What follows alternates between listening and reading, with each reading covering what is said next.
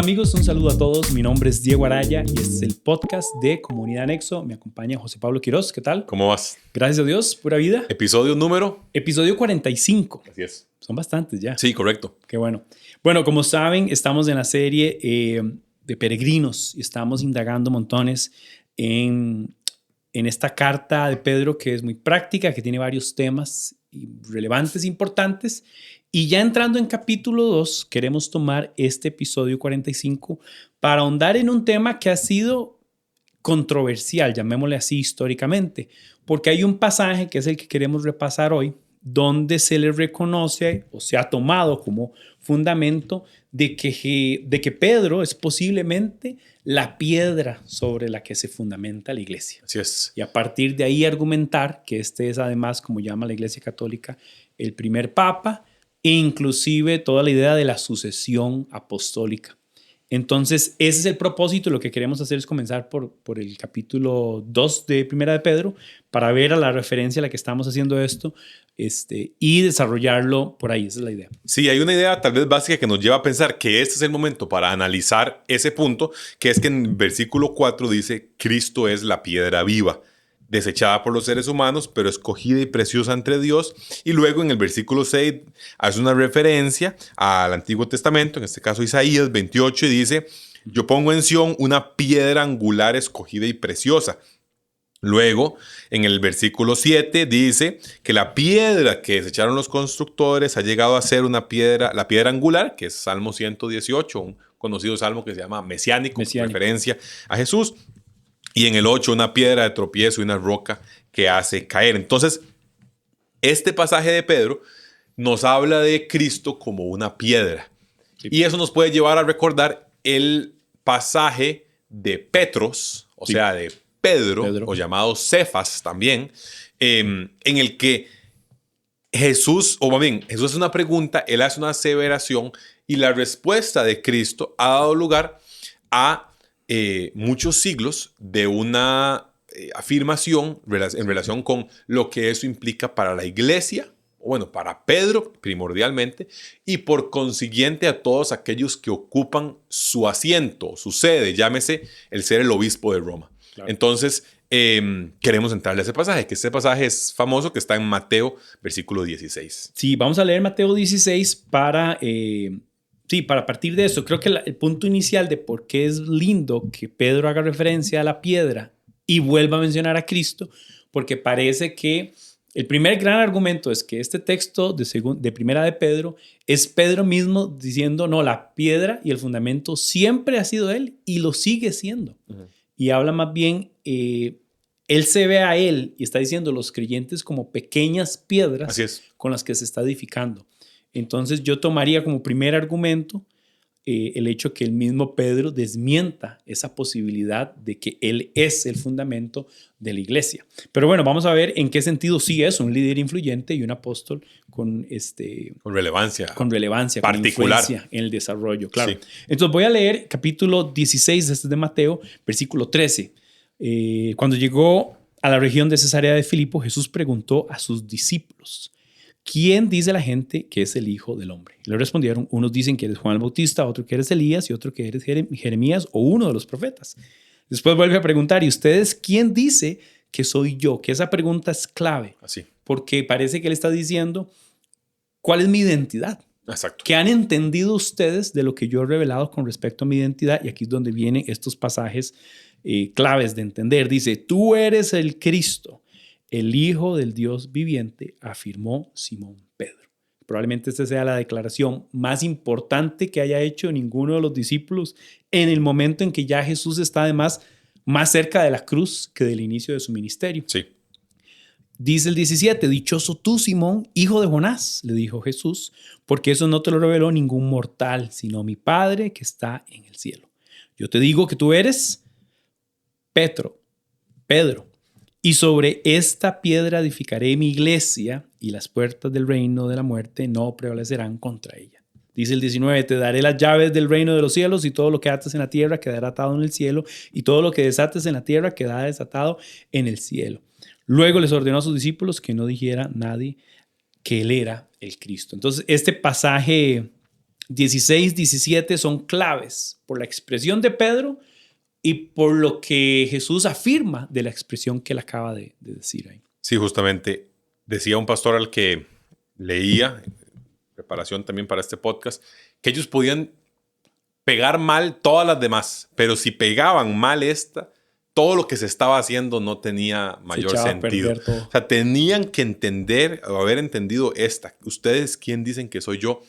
Tú eres el Cristo, el Hijo del Dios viviente. Creo que esa es la clave. Y tal vez queremos, no queremos tal vez profundizar demasiado en todo el pasaje. Tal vez lo esencial es entender que estamos en Cesarea de Filipo, que es una ciudad que está como... No, yo creo que eso ya estaba fuera. Eso está fuera de los límites. De los límites de Israel, exacto. De Israel. Y que es una parte que geográficamente tiene mucho elemento de piedras. Sí, o sea, claro. Está frente a un espacio que es conocido, que pues, podríamos pensar que ahí mismo están ellos o podrían estarlo viendo, o por alguna razón tiene vínculo o relevancia que estén en Cesarea de Filipo, claro. Y es que es un lugar con piedras. Entonces, no nos imaginemos a Jesús teniendo esta conversación en la Plaza de la Cultura, sino imaginémonoslo más como en un cerro, ¿verdad? Sí, de hecho, literalmente Cesarea de Filipo está como al pie donde comienza la cordillera del Monte Hermón. Y esto es literalmente un monte rocoso. Aquí en Costa Rica vemos montes terrosos. Verdes. ¿Verdad? Sí, verdes. Este es un monte rocoso que además debajo de este monte rocoso, por decirlo así, sale un manto acuífero que hasta el día de hoy tiene agua y es un manantial. Y como estás diciendo, era parte de un territorio fuera de los pueblos judíos, fuera de las barreras, y además era un lugar reconocido porque había múltiples lugares de adoración pagana, porque el lugar tiene ciertas características que les facultaba a ellos de generar todas las, lo que hay son como nichos esculpidos en piedra. Y templos esculpidos a partir de este cerro, esta montaña rocosa que se está originando ahí, y que inclusive este lugar se le conocía como las puertas del Seol o del Hades. Que esto es interesante, de hecho les motivo a que busquen en internet, este lugar ahora se llama Banias.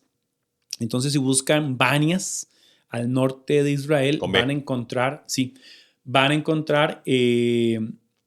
fotos y van a poder tal vez entender un poco, porque esto es de los textos donde yo digo vale la pena entender dónde posiblemente es el escenario donde Jesús está diciendo esto, porque coincide con las puertas del Hades que menciona, coincide sobre la roca, que es una de las argumentaciones que algunos hablan, ¿verdad? Que la referencia de la roca está diciendo como que aún sobre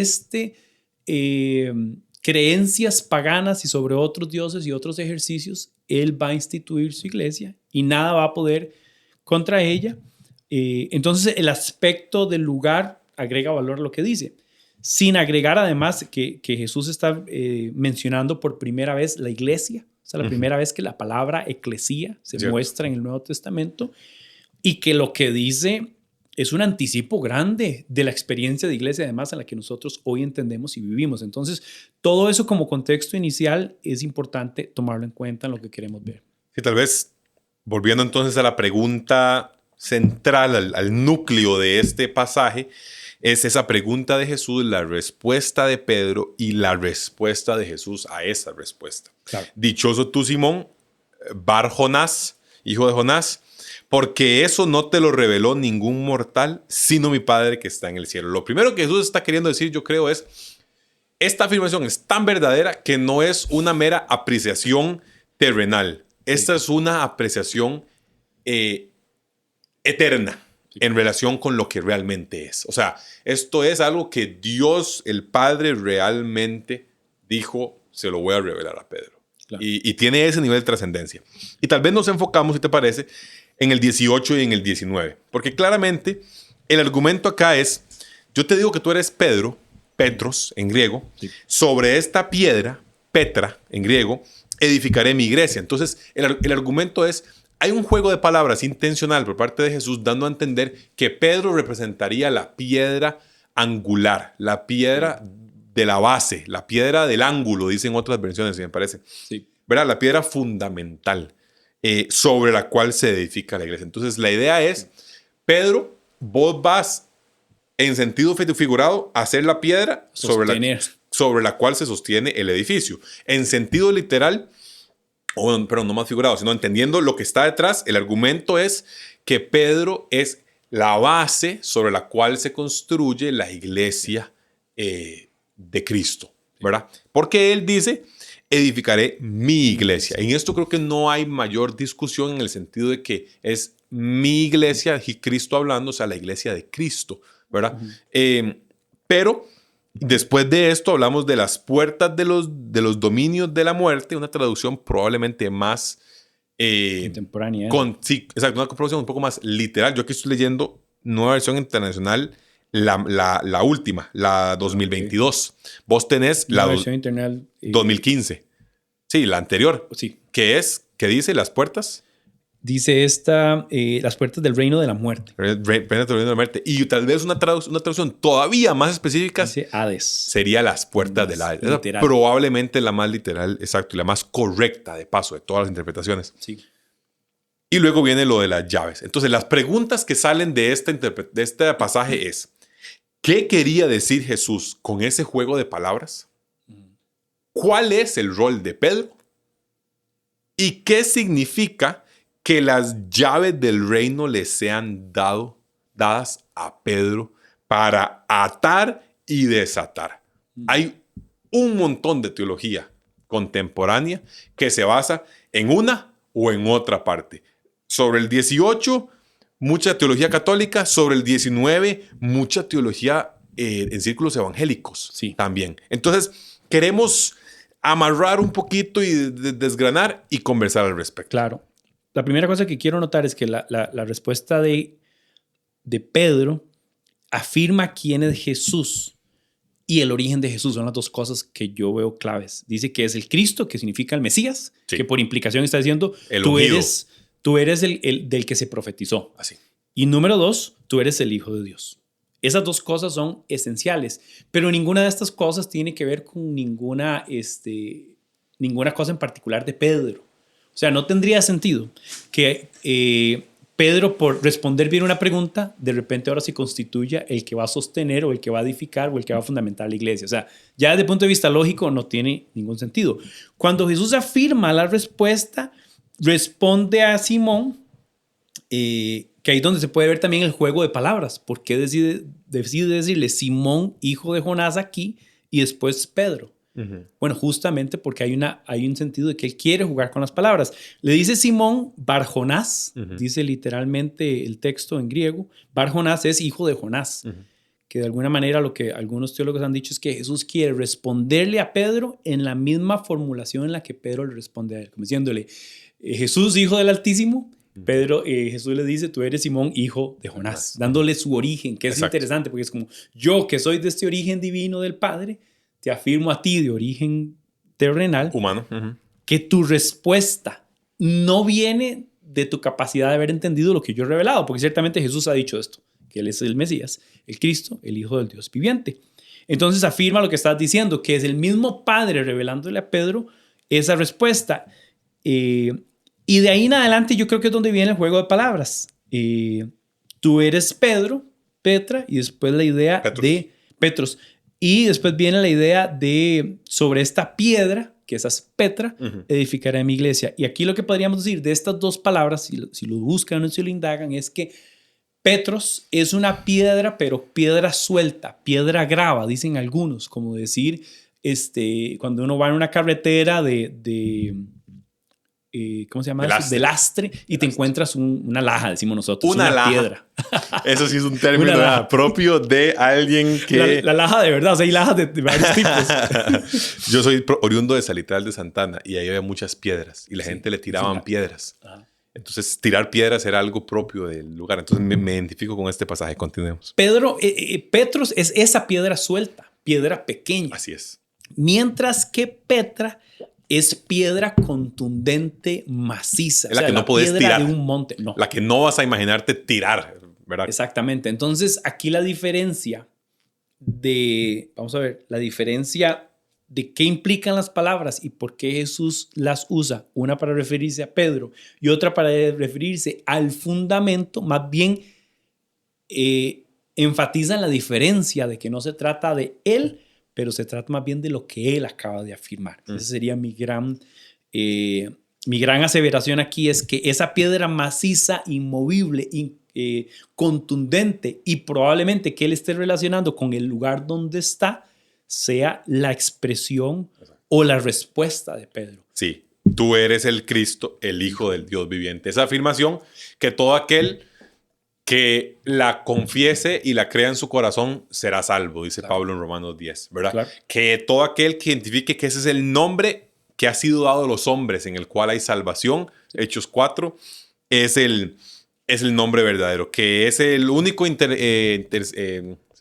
mediador. Y mediador. Dice 1 Timoteo 2, mediador entre Dios y los hombres, exactamente. Entonces, es más probable que esta piedra, esta Petra como tal, sea ese fundamento sólido, como vos bien lo decís. Edificaré, dice Cristo, mi iglesia. Tal vez algo que leía en algunos comentarios es que Jesús no hace ninguna afirmación particular sobre esta iglesia. Es la primera vez que se utiliza y él no hace ninguna apreciación especial.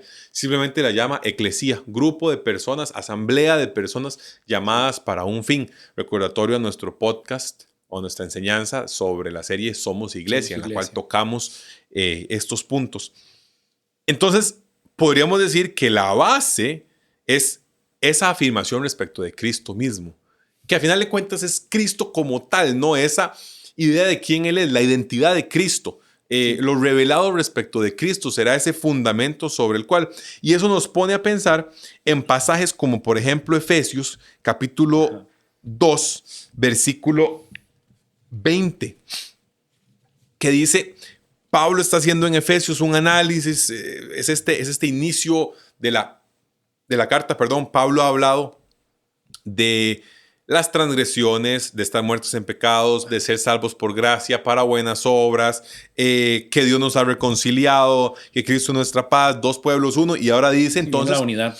Ya ustedes no son extranjeros ni extraños, sino conciudadanos, miembros de la familia de Dios, ustedes, miembros de la familia de Dios. Entonces, viene la idea de iglesia, viene la idea de cuerpo de Cristo, ¿verdad? Que se está queriendo desarrollar. Exacto.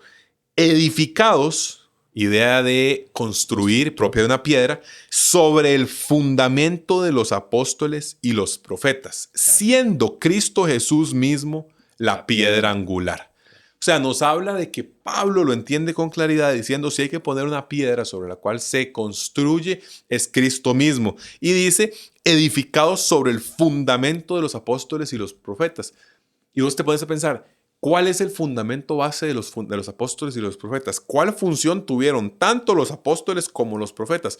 El libro que vos tenés aquí de frente, ¿verdad? El fundamento que ellos pudieron plantar. Hay tal vez algunas posiciones que por querer distanciarse demasiado de la doctrina católica en este punto, quieren negar el rol particular que tuvieron los apóstoles, que no tenemos vos y yo, ¿verdad? Referencia a nuestro capítulo de podcast de ¿Quién es un apóstol? El primero de Colosenses. Sí. Ellos tuvieron un rol particular, algo que nadie más en la historia tuvo. Ellos sentaron las bases del texto bíblico, igual que los profetas, ¿verdad? Eso es lo que leemos hoy en día. Entonces, edificados sobre ese fundamento de apóstoles y profetas, ese texto, ese contenido, esa revelación sobre quién es Cristo, que vamos entendiendo, que tiene como base, como principio, como piedra angular.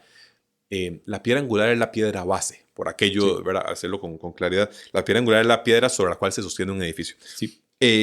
Teniendo como base, entonces, a Cristo mismo. Y eso nos permite complementar con lo que acabas de decir en relación con Pedro, que me parece a mí clave. Sí, hay un tema importante, es que este pasaje no distingue un apóstol sobre los otros, sino que los menciona apóstoles. Ah, sí, sin duda. Que ya eso también desmiente si ellos mismos, bueno, aquí Pablo, creía que había una jerarquía aún dentro de los 12. Y lo que estabas diciendo también es importante de notar de que aun cuando Pedro ciertamente no es el fundamento, sí tiene un rol importante de liderazgo por varias razones. Una de las grandes que la gente siempre ha señalado es que probablemente es el mayor de los los apóstoles. La otra es que Pedro fue llamado después prácticamente el líder de la iglesia en Jerusalén. Claro. Al que columna, decía Pablo respecto de él. Sí. Y bueno, Pablo mismo rindiendo cuentas. Así, en Gálatas lo vemos. Con respecto a Pedro. Y Pedro inclusive también siendo aquel que es llevado o inquietado a llevar ese fundamento o esta enseñanza de Cristo a los gentiles. En un primer momento, Entonces, antes que el mismo Pablo. Sí, claro, en el momento, diría, más primitivo de la iglesia. Inclusive podemos ver, por ejemplo, la famosa enseñanza en Hechos, que hay 3,000 personas. Y cuando uno revisa el contenido, lo que está diciendo es puro la obra de Jesús en el contexto judío de lo que ellos habían entendido algunas cosas y otras mal entendido, y poniendo fundamentalmente el fundamento, que vuelve además a la idea de ustedes rechazaron. Pero así que ustedes rechazaron, se levantó entre los muertos y es Cristo y Entonces, sí es bueno eso que estás diciendo de no queremos nada más desmentir que entonces Pedro no hizo nada, no tuvo un Pedro rol no era nadie. influyente. Sí, por supuesto, no. Es probable, yo pensaría que Pedro tiene un rol de los más importantes. Cuidado, y si no, por mucho tiempo, el más importante en ciertas partes. Varios puntos al respecto. Argumentos católicos para sostener la idea de que Pedro tenía un rol, digamos, una posición de preponderancia que le daría a este rol eventualmente de ser fundamento. En todas las listas que se hacen de los apóstoles en los evangelios, es el primero. Okay. El orden en griego importa. Es importante. Usted resalta lo que quiere primero. No lo deja para el final. No pasa así en todos los idiomas. En griego funciona de esa manera. Pedro es quien toma la voz, toma la palabra y habla en Hechos 2 durante el tiempo de Pentecostés. Sí. Pedro es quien comienza a realizar milagros e incluso Pedro y Juan van juntos y quien responde es Pedro cuando es consultado por esto. Pedro, como bien decías, lleva el mensaje a los gentiles. O sea, es decir, es utilizado por Dios para esa revelación. Literalmente Pedro en algún momento dice... de los gentiles también ha tenido misericordia el Señor. Sí. Cuando sucede todo el evento con Cornelio y demás, exactamente. Y pues él está en Jope anteriormente. Así que sin duda, y como bien decía, su rol posterior como columna. Entonces, cuidado con desmentir esto de forma de que no veamos a Pedro como un rol clave dentro de la iglesia en los primeros años posterior a la resurrección y a la partida física de Cristo. Cosas que yo concluiría es que definitivamente Pedro no es el fundamento, sino que es Cristo, pero él responde y él afirma a Cristo como el fundamento y además él propaga como líder influyente, como apóstol, ese mensaje de Cristo. Ese es el fundamento. Tenemos Cristo. 2 libros que son de él, primera, segunda de Pedro, y un evangelio que mucha gente cree es su narración. Y no solo eso, que yo iba a mencionar eso, que Marcos, que sería el evangelio desde el testimonio de Pedro, copiado por Juan Marcos, es el primero en escribirse. Quiere decir que de alguna manera la primera enseñanza escrita, después de una transmisión oral, claramente, vino por el testimonio de Pedro. Y después tenemos las cartas, que tampoco pasó demasiado tiempo para que vinieran también, que se reconocen también como parte de la escuela de pensamiento.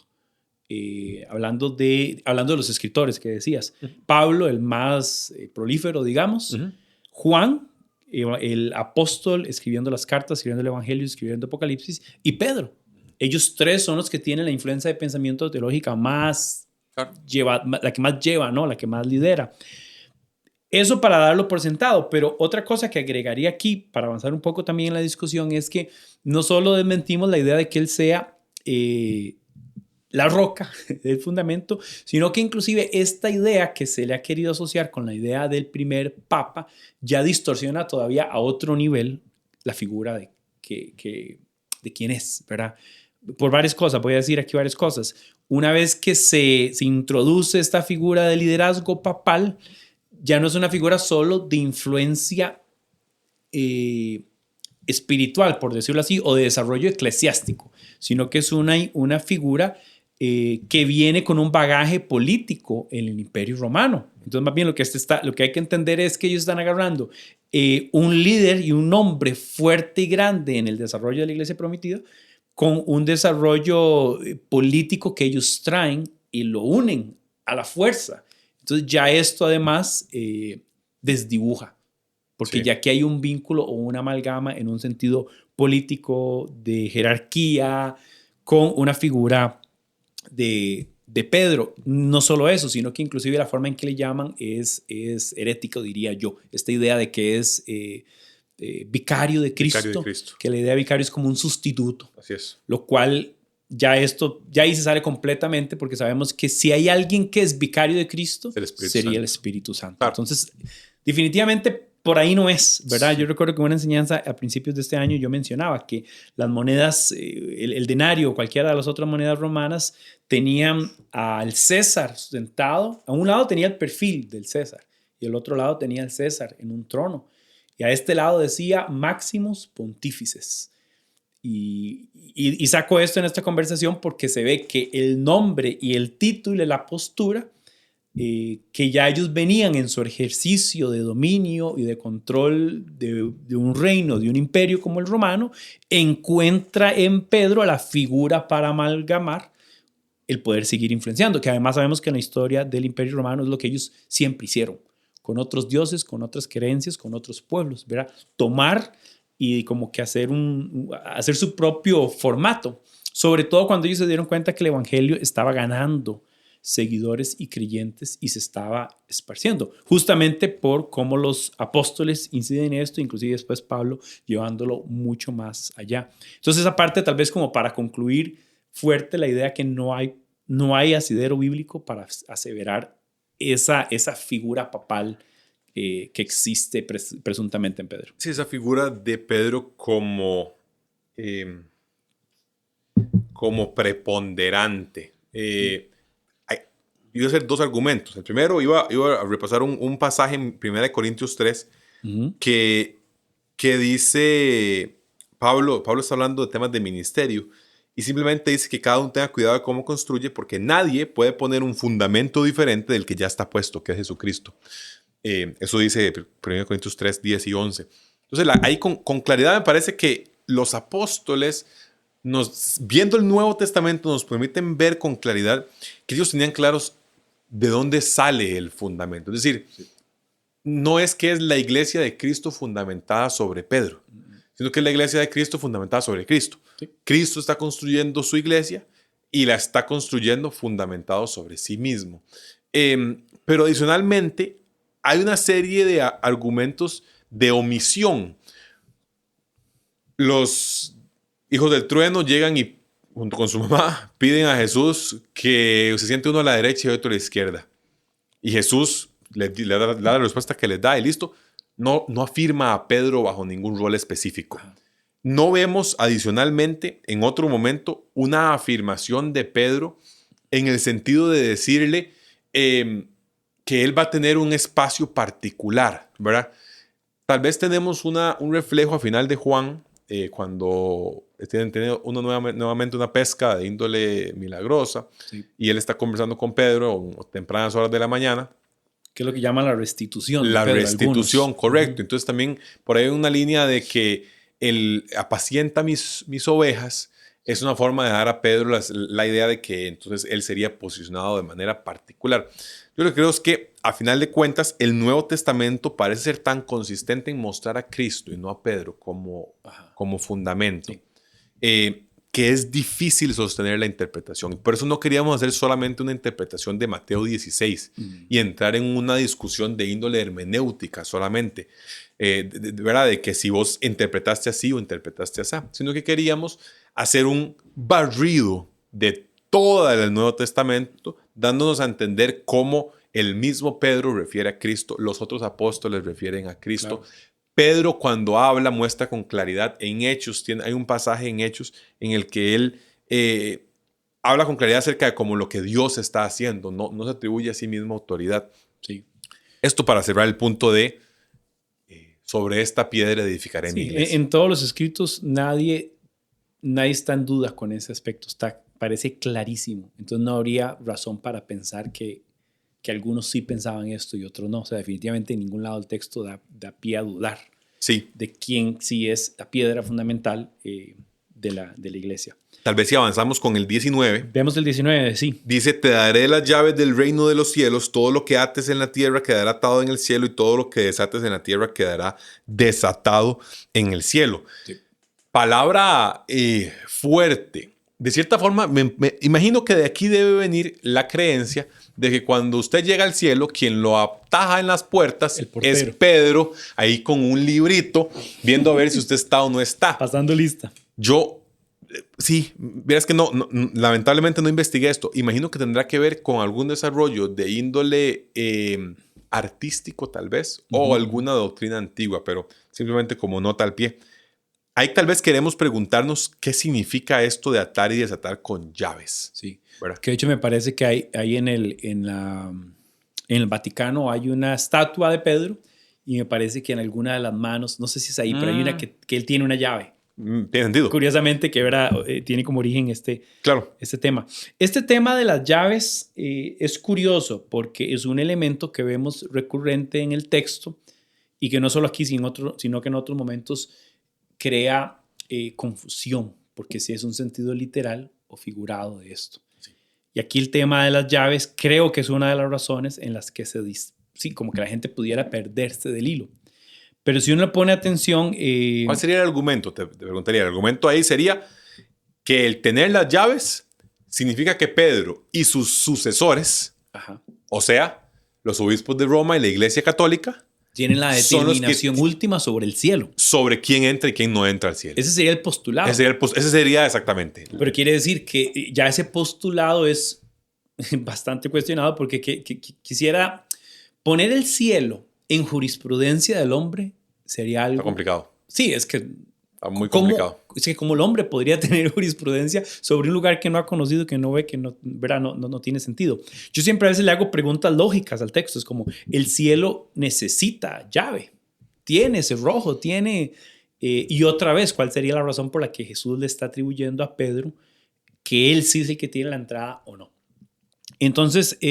una cosa inicial que hay que entender es que le está diciendo, dentro del mismo contexto de la expresión de Pedro de tú eres el Cristo, el Hijo del Dios viviente, está aseverando esto. Entonces, lo primero que yo motivaría a la gente es veamos el 19 a la luz de la expresión de estos pasajes inmediatos que estamos viendo. Y la otra cosa que es importante de notar es el uso de este sentido figurado que te decía, la llave. La llave para nosotros ahora, todo el mundo la imagina como esta llave de metal con la que abrimos y cerramos puertas. En aquel momento la llave, pues sí era entendida también como esta herramienta, aunque no era todo mundo el que tenía este tipo de llaves. Pero la llave tenía un sentido también con lo conocido o lo que conoces respecto a algo. Entonces una vez alguien me explicaba que en aquel tiempo, otra vez, cuando querías accesar, si estabas afuera de un aposento y querías accesar a otro, si la persona que está del lado afuera sabía la clave, sabía la forma en que se tocaba la puerta en X lugar, la gente de adentro podía saber que el que está afuera tocando es de los de adentro, es de los que conoce, es de los que sabe cómo ingresar a un lugar. Entonces la llave no solo era aquel artefacto físico para poder entrar a un lugar, sino era el conocimiento que me hacía participar o ser bienvenido en un lugar. Ahora, esto lo digo porque, y vamos a revisarlo, esta palabra llave o llaves también lo encontramos en Lucas 11:42 y este es clave porque esto es un versículo donde se usa la misma palabra en griego y la usa en el mismo sentido. O sea, no en otro uso, sino en el mismo sentido. Dice, este es Jesús hablando, por cierto, dice, hay de ustedes fariseos que dan la 10ª parte de la menta y de la ruda y de toda clase de legumbres. Aunque yo creo que yo estoy perdido, o sea, para ver, es el 40 y... Lucas 11, 42 o... No, 11... 52. 52, perdón. 52. Le iba a leer todo de 10 versículos. Dice, hay de ustedes expertos de la ley porque se han adueñado de la llave del conocimiento. Que esto es una alusión a lo revelado en el texto. Refiriéndose a la ley, los profetas. Dice, ustedes mismos no han entrado y a los que querían entrar le han cerrado el paso. Entonces es una expresión donde se usa la palabra llave y la usan asociado con el conocimiento para. E inclusive hablando de cómo los fariseos más bien no permitieron, no revelaron, no compartieron, por decirlo así, la llave. Entonces aquí mi postura sería que esta expresión de te daré las llaves está hablando o afirmando la expresión de este es el Cristo, el Mesías, el Hijo del Dios viviente. O sea, aquella cosa que podemos llamar llave del cielo tiene que ser aquel mismo que es llamado el fundamento, que es Cristo, su enseñanza, el enviado de parte de los cielos. La única manera de ir al Padre, el único nombre dado a los hombres para salvación, el único mediador. El único que procede del cielo. ¿Quién podría otorgar llave o quién podría definirse como el conocimiento o la llave, sino aquel mismo que descendió del cielo? Sí, justo. Este viene a ser una interpretación en la que buscas una referencia de llaves en otro texto, ¿no? Y en otro contexto. Y ese otro contexto, como bien decís, viene con ese reproche de Jesús a los expertos de la ley, dándoles a entender cómo ellos, más que una guía para llegar a Dios, todos, han sido lo opuesto, han sido los que ponen cargas que no se pueden ni soportar, pero ellos jamás las llevarían, y como en general han sido un obstáculo, ¿verdad? Entonces, esto, en el contexto del conocimiento, tiene esa misma idea de si das el conocimiento, si lo brindas, entonces otros tendrán el paso abierto. Estás abriendo. Estás abriendo, exactamente. Y eso nos habla, trayendo entonces de nuevo a Mateo 16, nos pone a pensar en qué significa entonces atar y desatar, ¿verdad? En el cielo y en la tierra. Y casi que parece ir por la línea de compartir ese conocimiento. Revelar ese conocimiento abre o atan los cielos, que es el sentido que dice quedará todo atado. lo que ates en la tierra quedará atado en los cielos. Sí. Y viceversa, y todo lo que desates en la tierra queda desatado en los cielos. Entonces está asociado con la idea de la capacidad que tenga de comunicar y compartir esto que es llave. Y esto que es llave es el Cristo, el Dios viviente, el Hijo del Dios viviente, el Mesías, el que había de venir. Sí, quisiera compararlo. A veces tal vez cuando estamos en pasajes así complejos y conocemos que hay interpretaciones que suenan complicadas o que por alguna razón no nos suenan. Tengo un profesor de la universidad, de la maestría, que me decía, lea la Biblia tantas veces que cuando alguien le presente una interpretación, usted diga, me huele a Biblia o no me huele a Biblia, dependiendo de cómo le huela. Sí. Pensar que esto permite la decisión final por parte de Pedro y sus sucesores y la institución que se establezca alrededor del obispo, de los obispos de Roma, que les determine a ellos, que les habilite la determinación final sobre el cielo o no el cielo para las personas, parece tan complicado con el resto del Nuevo Testamento. Sí, ¿cómo armonizas eso? Exacto. ¿Cómo lo integras con toda la otra enseñanza de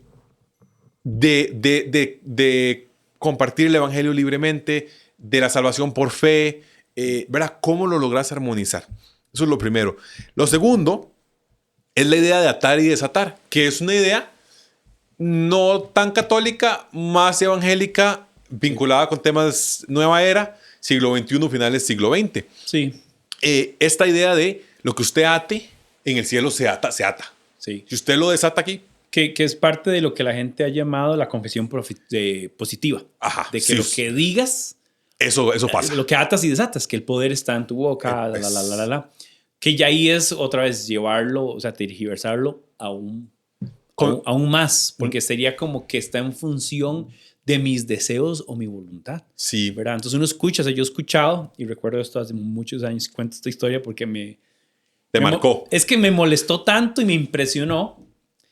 Que bueno, eso fue una historia en un lugar donde alguien estaba enseñando. Y además cuando presentaron a esta persona que estaba enseñando, lo presentaron como el gran pastor, maestro, no sé qué. Entonces, claro, creó una expectativa que yo estaba con 14 o 15 años, 16 años tal vez, poniendo atención entre un grupo de líderes y un grupo de personas que estábamos aprendiendo. Esto era un lugar de enseñanza. Bueno, y entre las cosas que él está diciendo, habla de algo que llama el dedo profético. Y usa la idea del dedo profético en la confesión positiva, y que él decía que levante el dedo profético y que ate y desate. Entonces usa esto. Por eso te decía, es una combinación que ahora usan como una manera de afirmar o hacer de mi voluntad algo que Dios aprueba o que Dios decreta y este tipo de cosas. Entonces él usó, además del modelo, usó el ejemplo de que si usted veía un carro, usted debería atarlo, señalarlo con el dedo profético y decirle a Dios hasta el color que usted lo quiere. Bueno, yo estoy en este momento en búsqueda de un vehículo, entonces me cae perfecto este uso. Voy a proceder hasta aquí el podcast. Muchas gracias. Bueno, pero yo me recuerdo que eso pasó. Yo estaba con otro amigo y nos levantamos y nos fuimos. O sea, no tuvimos, tal vez alguien diría que grosero o que sea, pero realmente a mí, o sea, tenía 16 o 17 años, o sea, era un chiquillo. Y ahí, con lo que sabía mucho o poco y con la inexperiencia, yo dije, no puedo con esto. Y para mí era obvio que esta era una terrible interpretación. Cuando uno lo ve a la luz de todo el pasaje, del contexto, hasta el contexto, el tema geográfico del que hablamos, Pedro no es el foco de esto. El foco de esto es la expresión de Cristo. Y quien genera la expresión es Cristo porque hizo la pregunta. Y la pregunta responde a la identidad de Cristo. Y la identidad de Cristo es esta que desde el Antiguo Testamento dice, yo soy. Viene el Nuevo Testamento y se presenta a Cristo y Cristo dice, yo soy. Y dice, yo soy el camino, la verdad y la vida. Entonces era lo que decía. Tomar todas estas interpretaciones erróneas y tratar de acomodarlas con otro sustento, bueno, no lo encuentras. No lo encuentras. Y muchas de las cosas que la gente se quiere apoyar para hablar de la idea de Pedro y su figura papal o de esta idea de atar y desatar en un sentido erróneo son nada más prácticas religiosas en la mayoría de los casos. Y a veces, aunque es un mal argumento, suele ser un argumento que pesa porque es como me lo enseñaron. Como me lo dijeron. No, y porque puede sonar bonito, puede sonar bonito en algunas partes. Este específico te parece dar mucho poder, Y claro, todos de cierta forma queremos creer que somos capaces de mover el mundo a como nosotros quisiéramos moverlo. Pero todos queremos de una forma u otra ser gerente general o CEO, presidente ejecutivo del universo y llevarlo a como nos guste, porque todos queremos vivir la película de Todopoderoso y que un día todo se mueva como nosotros lo hacemos. Así que creo que en pocas palabras, la Biblia parece ser muy contundente en que el fundamento es el que a todas luces suena como el más obvio. Sí. El fundamento del Dios hombre, verdaderamente Dios, verdaderamente hombre, que es Dios encarnado. 1. 2, que Él mismo construye su iglesia sobre su propio fundamento. Sí. Calza con Primera de Pedro capítulo 2, que es lo que estuviste enseñando. ¿Qué sería el otro argumento que decías? Él mismo desmintiendo esto. Sí, estableciendo a Cristo como esa fuente, como esa piedra angular. Sí. Adicionalmente, esas llaves del reino, entendidas como esto que el Nuevo Testamento se encarga casi que de mostrarnos con tanta coherencia, y es esa propagación del mensaje básico que era Cristo es el Hijo del Dios viviente. Y eso fue llevado a tantos lugares. Es que lo puedes ver como una ola. En mi cabeza se ve como una ola que se expande por hechos, por las cartas a las iglesias, por las cartas pastorales, por la revelación a Juan, ¿verdad? Y finalmente, ese ates y desates simplemente parece no calzar con una idea de que un grupo de seres humanos puedan definir por acciones propias la posibilidad o el camino al cielo o el no camino al cielo, sí. Ni tampoco la posibilidad de un ser humano de poder definir con sus palabras o con sus acciones, como quiera, cosas que modifiquen la voluntad de Dios de manera definitiva, sí. Como que el poder estuviera en ellos. Y creo que con eso resumimos el análisis de este pasaje. Sí, el pasaje que mencionabas ahora, donde Jesús le dice a Juan y a Jacobo, el sentarse a mi derecha o a la izquierda, no me corresponde a mí darlo. Dice Jesús. Exacto. No tendría sentido que esto sí le corresponda darlo. Y la idea esta que decía yo, que definitivamente con el tema de la sucesión, cuando uno hace una casa, puedes cambiar varias cosas de la casa. El color, el techo, puedes hacer otro piso, qué sé yo. Pero es que el fundamento no es sustitutivo, no cambia. Y si tratamos de armonizar la metáfora, es que el fundamento es dado, como mencionabas en Corintios. Entonces, ahí va. No hay sentido de querer desplazar lo revelado y lo dado en Cristo para darle más relevancia al hombre, porque esto es antagónico a todo lo que Dios ha revelado en su Hijo. Así que, bueno, en parte creo que aquí concluimos. Eso es, recordar, nadie puede poner un fundamento diferente del que ya está puesto, que es Jesucristo. Si alguien construye sobre este fundamento, su obra se mostrará tal cual es, pues el día del juicio la dejará al descubierto. Así es. Entonces construyamos sobre el fundamento verdadero y no sobre un fundamento pues que se va a falsear. Sí, así es. Y si queremos atar y desatar, mi gran consejo es que vaya y comparta el evangelio de forma generosa con su esposa, con sus hijos, con sus amigos, con sus parientes, en el trabajo, con los vecinos. Y entonces ahí estarás compartiendo este conocimiento que da entrada al reino de los cielos, que es Cristo Jesús. Hijo del Dios viviente. Hijo del Dios viviente. Así que bueno, este fue episodio 45 del podcast de Comunidad Nexo. Estamos muy emocionados de esta serie porque estamos aprendiendo mucho. O por lo menos yo estoy aprendiendo mucho. También un montón, exactamente. Cada vez que me siento, y te comentaba esto antes, ¿verdad? Como me siento 2, 3, 4 veces y se vuelve complicado porque las 2 y las 3, 4 veces vuelvo a reorganizar y a poner las cosas. Pero solo para motivarlos, tenemos una celebración más ahora en abril 21. 21 de abril, domingo, 10 de la mañana, en Hotel Palma Real. ¿Y qué más? Sin más, eso sería, les motivamos a que puedan compartir estos recursos, ojalá con personas que estén interesadas. Este tema, que probablemente hay gente que tiene algunas dudas, algunas cosas, sería una buena oportunidad para abrir la discusión al menos y que después puedan seguir compartiendo. Pero bueno, sin más, que Dios les bendiga. Chao.